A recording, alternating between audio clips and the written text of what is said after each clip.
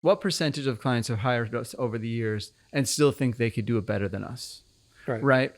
The clients that continue to come back and continue to work with us, are the clients that really respect what we bring to the table.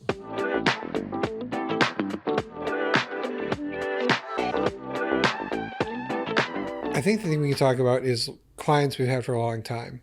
And some have been here consistently for a long time, and some come and go. Some we expect to leave and they stick around, and some we expect to stick around and they leave.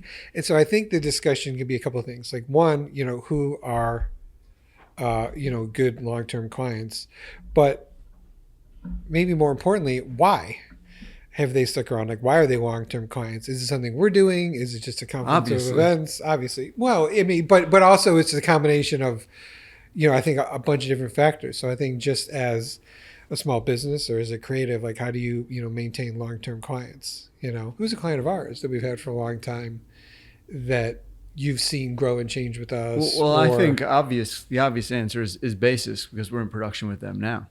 I mean, how long have we been working with them? 10 years? I knew Sean, the CEO of Basis, before Bottle Rocket existed.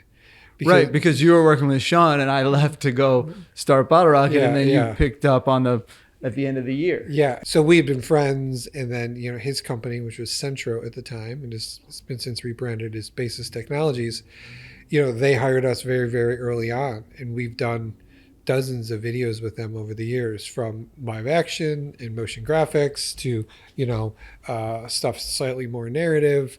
They're a really important client of ours just because they're amazing. Yeah. So the question is, how do you keep long-term clients? I think Basis is an example of the best relationship, because they actually call us to just do what we do. They don't call us to micromanage. They don't call us to be an extension of their department. They say, we need a video about whatever the subject, make it. Like you said, we've done narrative with them, we've done documentary with them, we've done motion design with them, we've done commercial with them. And I think because that's how they approach it, that allows us to be our best. And so when they're considering a new project, we're always on the list, whether it's up against a big agency or an in-house team. And because we've developed into this comfort zone, it's just everything is value add, because like I'm happy to go the extra mile for every client, but not every client is happy to go the extra mile for us, which is to say they don't allow us to do what we do best. And so since there's that mutual relationship, I think that's the reason they keep coming back to us. There's just such mutual respect, right, among the individuals, right, and among like, we trust you to do what you do.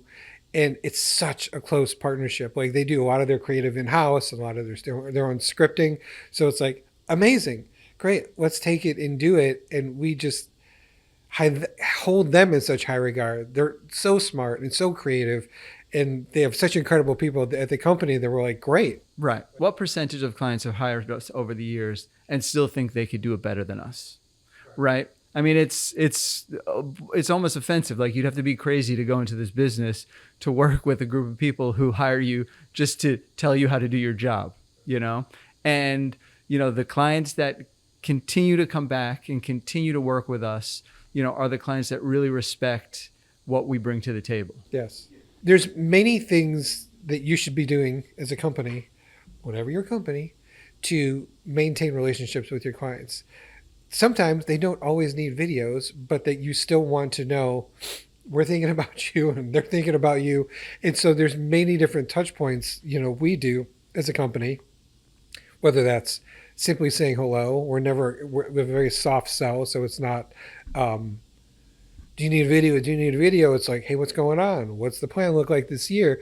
But also, we like them, so we send them swag, or we'll send them a gift, or we'll just say hello, or just stop by.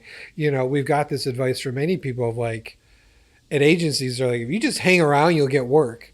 And there is something to that just being around a place, just being present, just being, there and connecting, that means something. Yeah, it's just important, I think, for any business to just stay top of mind to at least be considered for the project. And if we're not the right fit creatively, we're not the right fit creatively, but at least we know we're in the running. Yes. I think one of the other key elements, not that separates us, because everyone probably thinks this, but I don't think everyone is that we're really nice. Like, kindness is a core value of our company, and we take that really, really seriously. And at the end of the day, you can choose to work with many different people at many very similar skill levels, and they're going to give you very similar results. But you work with people, and you hang out with people, and you email with people, and you have, fixed issues with people. And the people that we have on our teams are really nice, and they're really kind, and they approach everybody with kindness.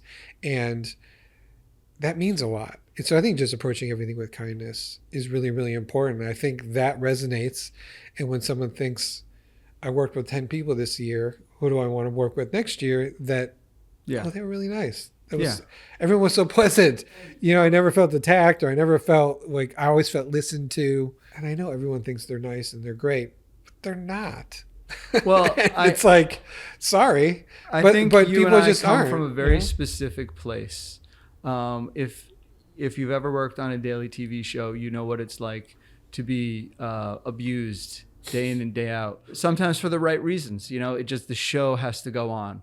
And so the dichotomy between what it takes to get a big show on the air and what it looks like is huge. And from the beginning, and probably part of the reason that we're partners is we've always kind of approached it with no ego. Like, I really don't need to be the smartest person in the room. I don't need to be the most creative person in the room. I need to do what I want to make what's right for the client.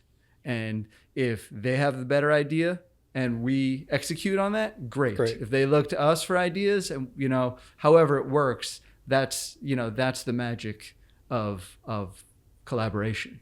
You know what I mean? And to approach it with no ego, like, I want to be remembered as the nicest guy in the room, but in an effort to get the best work done. Yeah. What are other long-term clients that we've had different relationships with? We could talk about Dyson. Dyson is a great example of taking a chance. Yeah. They, somebody got us in the door and they offered us one $5,000 video, to which we were like, sure, no problem. Set up the camera, did it all in our conference room. And we've been working with them for close to 10 years also. Yeah. And I think it's really hard to survive a client through a regime change. We've done it twice. New people come in, and rightly so. I got nothing bad to say. They come in and they have their people. Of course they have their people. Right. I want to be those people sometimes. Right. And so it's like, it's all good. And there's never like, clients come and go, and sometimes it's sad, sometimes it's disappointing, but it's the end of the day, of course, it's business. And so it's very common when a head of a department will come in, he or she's got their peeps, and they come in, and amazing. And so being able to survive through some of those, and to have a good reputation within a company, Dyson or whomever, that's hard to do. And so when it happens, like, feel lucky that you're able to survive that, because everyone's got their own people. What's interesting about that is, because we've lived through 2 regime changes at Dyson, we've done 3 different types of work for them. Yes. Because each person in charge has seen us differently. Yes. And so we started off doing documentary stuff, then we were doing commercial work, and we ended up doing this live TV thing, and who knows where it's going to go, because they're in the process of another transition right now. Right. But it's just really, really fascinating, to be afforded the opportunity to experiment in different, I don't want to say different genres because it's all nonfiction, but tiptoe around and try different stuff. Yeah, that's really, really common within a company. They see you in one way. And when I say they see you, it could be one person. Yeah. It's like, oh, Bottle Rocket, they do this. It's like, well, we've actually done 19 different things for you, but if you see us in that way, great. And the next person comes in and she's like, oh, I saw that other thing you did. Can you do that again? Yeah. And now we're back to doing the other thing. You know what's amazing to me? We've had clients that we've worked for a handful of years who only know or knew at the time that we did motion design, or only knew of live action. And so I bet you, for the first 5+ years of Bottle Rocket, each one of our clients only knew us as a certain thing. Like I wouldn't be surprised that our motion design clients had a video production company they work with on the side and vice versa. Yeah, it is not our client's responsibility to know what we do and to remember us. It's our responsibility to remind them we exist and tell them what we're capable of doing. Right. That's incredibly important. Yeah. You know what I mean? That's like vitally important. They work with lots of people. Yep. There's lots of clients and lots of vendors Yep. and photographers and this and that or whatever it is. And it's like they might have loved us that day and we had a great time for that shoot in San Francisco. And then 2 years from now, they're like, oh, were those guys we shot with San Francisco? And if they can't remember, that's our fault. Right. Because we should have, what a great shoot in San Francisco. Here's the thing. A year later, how's it going? Hey, remember us? And we should be top of mind. It is not their fault if they can't remember us. That's happened to us on the other end with crews. Yes. You know, with designers. Like, who did that thing? And we just happen to not be as organized in early days. Yes. We don't have their number top of mind. Yes. Yeah. So, I mean, I say that all the time, you know, to our sales and marketing team, like, it's okay. We're not bugging them. We're just reminding them. So when that thing does come up, right, we are top of mind. They go, oh, cool. Oh, yeah, I was about to rock it. Right. Oh, they just emailed me. Oh, I just saw their newsletter. I just did whatever. Yeah. Like, that's really what it's about. And it's on us. So that's a really important aspect of those long-term clients. Because sometimes long-term clients go dormant for a year or two. That's okay. I was just thinking about the ADA as one of our longtime clients. Yeah. That does need, because they have a fantastic in-house department that does need video sort of sporadically, you know, and that's another like 8-year, 9-year, you know, relationship that we were hot and heavy with them.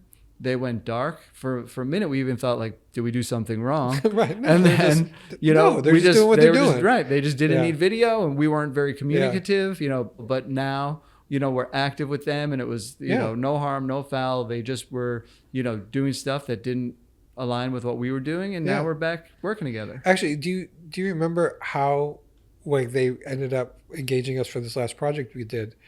Someone at the ADA, at the American Dental Association, made a list of like, I want to make a video like this. And they had 4 videos on the list. And I think 3 of the videos were our videos. Mm-hmm. And so they showed it to somebody who we had worked with, Jessica Hernandez from the Oprah Show. And she was like, you know, we've worked with them. I know them. They're 3 blocks away. Right down the block. Yeah, exactly. Yeah. So we got lucky on that one. And no, we still connected. But sometimes like that happens, that if you're out there enough, people will see it and they'll find you that way. Oftentimes, I feel like people come to us because they don't want to go to an agency. And so it puts us in a situation of having to do creative.